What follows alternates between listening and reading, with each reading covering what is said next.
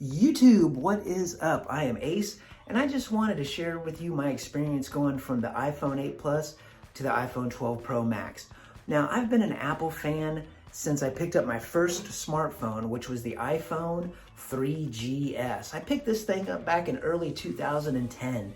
2010, when you were paying too much for your cable bill, Twitter was on the rise, and you could go to a kid's birthday party and watch him blow out the candles and not think to yourself, I'm not eating that. I do dig my iPhone 12 Pro Max, but should you get an iPhone 12 series of phones today? What do you say? Let's find out. One of the awesome things about going to the iPhone 12 Pro Max is that screen. Coming from the iPhone 8 Plus having LCD 5.5-inch display to the 12 Pro Max having a 6.7-inch OLED display. Another big thing that Apple introduced this year with the 12 series of phones is the form factor. This year is a more squared off design compared to the round design of the 8. Now, as far as the width goes compared to my iPhone 8 Plus to the 12 Pro Max, it is a little slimmer. The 12 Pro is a little bit taller, and it also is a little bit more weightier by almost an ounce. Another big thing going from the iPhone 8 Plus to the 12 Pro Max is Face ID from Touch ID. I do enjoy Face ID. It's very quick. I just look at my phone and it's unlocked, swipe up to open the phone, and the gesture controls, even though it took a couple of days to get used to, once you get used to gesture controls going through apps, it becomes very second nature and it flows a lot better than having Touch ID. However, going from Touch ID to Face ID has been a pain when getting out and about into the real world. Wearing your face mask, it won't recognize you because it's covering your mouth and your nose. And you have to sit there and put in your passcode like a Neanderthal. Although Apple is working on a solution for some. Currently they have a beta out, iOS 14.5, that when paired with an Apple Watch, it'll recognize if you're wearing a mask and still unlock for you. The 1st to mid-March, this beta should be available to the public. Now, looking under the hood of the iPhones, iPhone 8s had the A11 Bionic chip, and the iPhone 12 series of phones, A14 Bionic chip. I've never had any processing issues from the 8 going to the 12. The 12 was a little bit more snappier, but you never have to worry about Apple and their processors. You get, iOS updates for 3+ years and security updates so many years past that. Now, moving on to the cameras, the back cameras on the 8 and the 12, both are 12 megapixel, both have a telephoto and a wide angle lens, but the 12 Pro Max has a telephoto lens and a LiDAR sensor. Now, the LiDAR sensor is used for augmented reality. I don't know much about it. You can tell distances of how far somebody is from you or the height of somebody, but it does really help with portrait modes and the bokeh. What's really cool about the iPhone 12 series of phones is the night shots. With the cameras having lower aperture and with the pros having those LiDAR sensors, it really helps bring in light to help develop that picture. Now, depending upon how dark it is outside, it may take a second or two for the picture to process.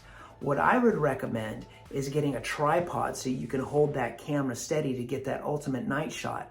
I have a review of a great tripod if you want to check it out right here. Now, moving on to video recording. Apple has always been great at video recording. Both with the 8 and the 12, you can record in 1080 or 4K, but with the 12 series of phones, you can record in Dolby Vision.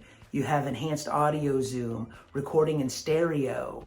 Now, the front-facing cameras, you do go from a 7 megapixel to a 12 megapixel on the 12s, and you do get portrait mode with bokeh, portrait lighting, cinematic video stabilization, and you can record HDR videos at 30 frames per second in Dolby Vision. And there's also animojis and slow-fies. Yeah, I'm not doing that again. Now, the battery life on my iPhone 12 Pro Max has been great. Regular use throughout the day, I could end the day at a 30%. Now, the 8 Plus That also had a great battery. I had that thing close to 3 years, and it wasn't until the tail end of having that phone that the battery started to degrade and I had to plug it in more. It was right around the first part of 2020. I was home a lot. I'm still home a lot. Another great thing about going from the 8 to the 12, baseline storage. When I got the iPhone 8 Plus, the base storage was 64 gigabytes. The 12 series base storage is now 128 gigabytes of storage. This year, Apple also excluded AirPods and a charging brick. In the box, you get a phone and a USB Type-C to Lightning cable. Now, this means that the charging bricks that you used to get with the iPhones no longer work with the new cables because these are USB Type A. If you're looking to get a charging brick, what I would recommend is the Anker Nano. It is a 20-watt adapter with a USB Type-C plug-in. It is cheaper than the 20-watt Apple adapter that is sold separately. It's also smaller than the 20-watt Apple adapter. And it's about the same size as your old 5-watt charger that you can't even use anymore. Yikes. Now, I'll leave an affiliate link in the description below. But with your current charging setup, if you have Lightning cables, no matter, if it's 5-watt, 18-watt, however you currently have it, it'll work just fine. Or if you have any type of wireless setup, they are, Qi enabled. MagSafe is another thing that they have, a ring of magnets, and they sell a MagSafe Puck for $40 extra, and it aligns just right. It's nothing that, I'm interested in at the moment. I have a wireless charging station that I've been using that I love just fine. Video. Now, I dig my iPhone 12 Pro Max, and if you were to ask me, Ace, should I get me an iPhone 12? I would tell you no, not if you can wait until September. That is generally when Apple will release their new iPhone, the iPhone 13. Form factor on the 13s should remain the same. They just changed that on the 12s. But what is rumored to be on the new 13s is an in-display fingerprint reader and a smaller notch. And on the Pro phones, 120 hertz adaptive refresh rate. Another rumor is that the iPhone 13s may go portless. No place to plug in your Lightning cable, and it's all going to go through that MagSafe charging and data transfer. I personally don't think they're going to do that this year with the 13, maybe in 2022 or 2023, but that is something that I do believe Apple is looking to get rid of because we all know they like to get rid of stuff. And if you're in need of a smartphone today, then yes, the iPhone 12 is a great phone. But if you can wait a couple of months, you will have the latest and greatest iPhone 13.